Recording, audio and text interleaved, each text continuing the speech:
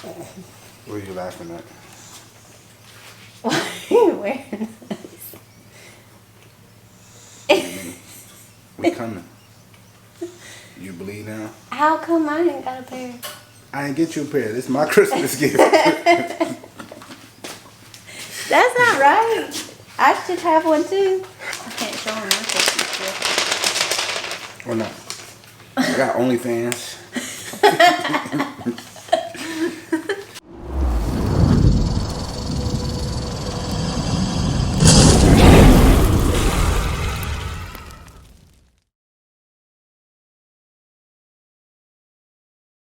Hey guys, what's going on? Flawless Designer Creations, Will, Audra, coming to you guys with another video. This week is going to be a different type of video. We wanted to hopefully put out some content that's going to help everybody out there while I'm sporting one of my, Christmas gifts. He's got a good wife. Yeah, she says I never, use any other things that she buys me. I knew you'd use that. But, because we coming. We coming. Yeah, we coming. You believe now?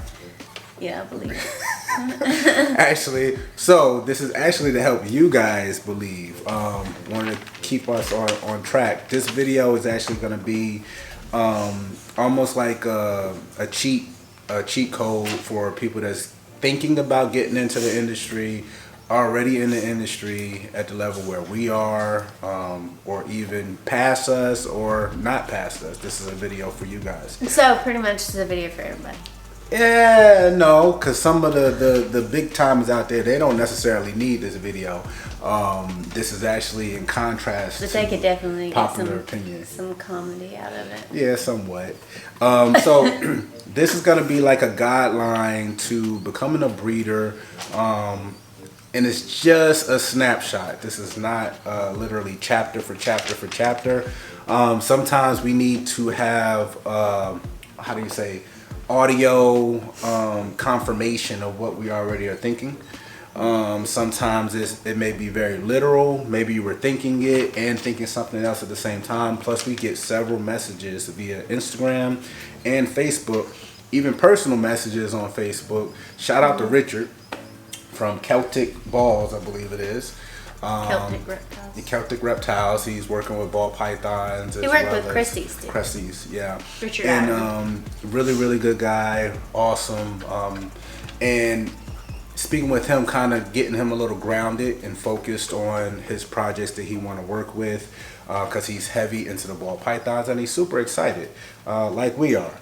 But after speaking with him, he starts to not necessarily flip-flop, but he starts to recognize much so what we're already thinking ahead of the game before we started jumping into it. So if you're thinking about becoming a breeder, and I'll let you jump in where you want to jump in on this topic, because we about to actually go get rodents, which is also a part of this video, and also pull pups, which is a part of this video, to get ready to feed. Here it is, the day after Christmas.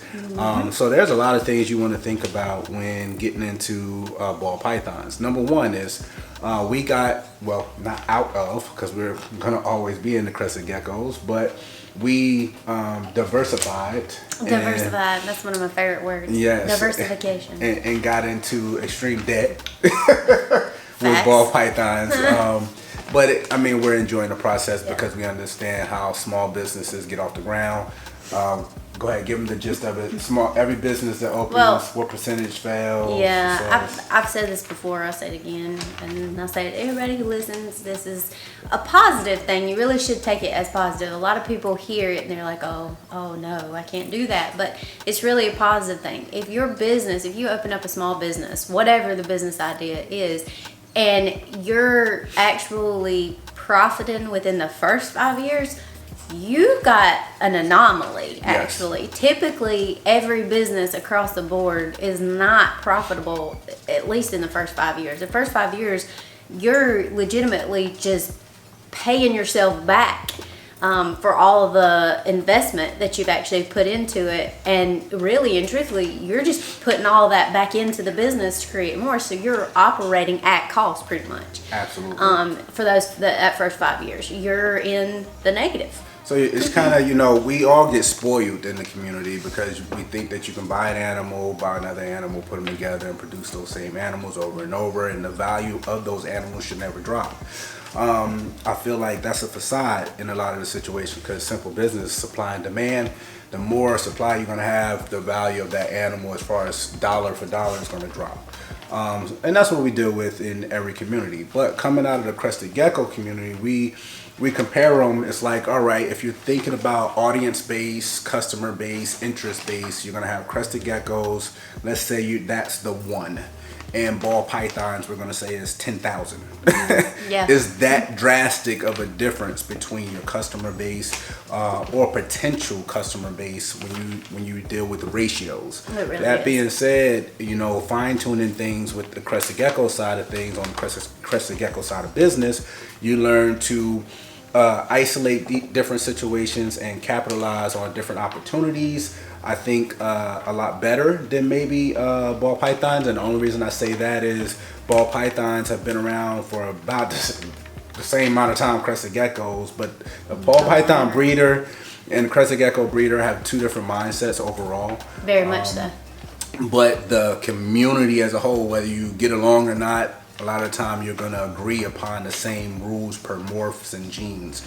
So therefore you're going to have price values kind of relatively close throughout the entire community. Well, it's kind of like, so with crested geckos, it's more subjective. It's not quite as established as ball Right. pythons. Ball pythons, you have sort of a window of price range for a banana. You know, I'm just using that as an example. Single Right. gene banana, there is a price specific for, there's a almost like a bell curve. So there's a really, really, really, really cheap, then the majority of yours, and then you have a higher price window. Right. But everything falls within that window. With Absolutely. Cresties, is different because you could have animals that are well worth way more on the low side, and you know, it's everywhere in between. So it's just crested geckos are kind of behind And the eight ball. both of them are specific niches. Exactly. But one niche is bigger, much more vast than the other. Exactly. And we want to be a part of that community that obviously increases the popularity of the crested gecko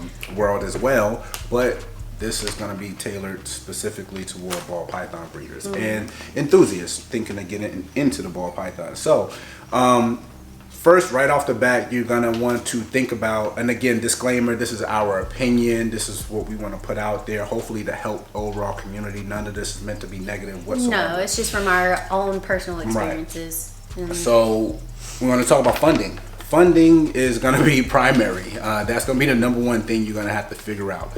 That can mean a plethora of different options, whether that means trading household goods, trading your services. Are you a carpenter? Do you build enclosures? Do you do roofing? Whatever it may be. If you want to PVC? trade, you want to trade services for animals as far as your ball pythons, basically service for service. How are you going to fund your ball python hobby? How are you going to fund your ball python business? Moving forward, not to spend too much time on that, also you're going to think about space. As while we think about space, and we're standing in a portion of our garage that we've dedicated Our rat facility. to our rodents. We went off on this adventure because Audra's our rodent specialist. Yes. To build this My little and baby. facilitate, having litters of pups and also mice to help assist feeding our hatchlings as the hatching season was upon us way back when and coming up on us soon. So you need to think about space, not only for rodents or maybe for actually housing your ball pythons as we built the facility. Unknown when we were building the facility, it was just for crested geckos. We probably built the facility in a size where if it was just crested geckos, we probably can house 10,000 geckos. But that's never was the goal. Nope. So we wanted to make sure we had ample enough room for whatever we would end up doing next. And it just so happened we got into ball pythons. Just so happened you decided. We decided, we going that way. And then, like I said, the last part on this, You're very persuasive.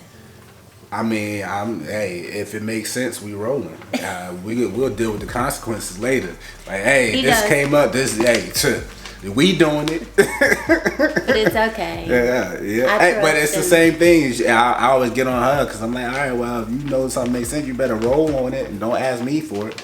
But then now let's go get into a little bit of the more perplexed thinking, which is what Richard and I were speaking about when we're talking about marketing, advertising, and the costs involved. Versus, vending, let's say, immediately out the gate. That's something you really, really want to think about. He has the right head on his shoulders as far as thinking about getting himself out there, branding and marketing. But the thing that you want to think about is your bottom dollar, which is your expenses. Everything you need to keep your expenses low. That's the game plan.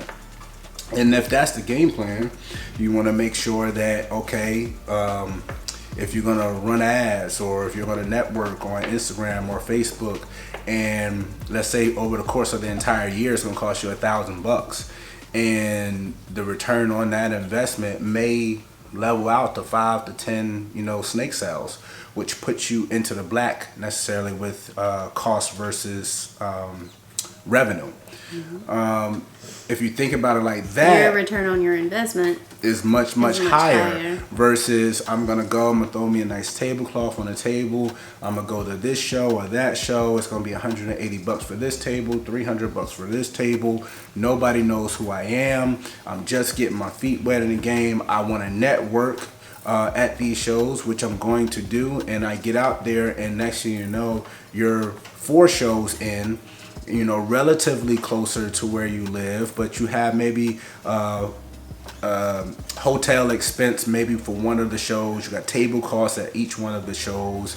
You sell a snake here, sell a snake there. At the same time, you're out and about on these 1 and 2 day shows with other breeders where you're having dinner. You're chopping it up with them, picking their brains, where it's an overall great experience. But there's a place for that. Definitely, because now when you look at the overall numbers, now for $1,200 in expense, let's say you only moved $500 in rodents, in snakes, you're still upside down and in the red. Yeah. Is it worth it? Yes, it's worth it, but at what level? Which comes in another thing, where it's breeder identity. Where do you identify at? Are you able to incur such offset on your business versus breaking even? And you need to match up those 2 different scenarios and see what benefited you on either side, and that's where you need to pretty much go. Exactly. So we're gonna cut this one right here. We've already taken enough time up of your day, but if you like this type of content, then we're definitely going to give you a part 2. Like that, hit that like button, hit that subscribe button, hit the notification bell, because sometimes it won't notify you of our new videos that are dropping if you don't have that bell marked. I'm gonna actually get back to doing the rodents today. I gotta pick and choose some and clean some and upgrade some. So I hope you guys had a Merry Christmas, and I hope you are looking forward to the new year.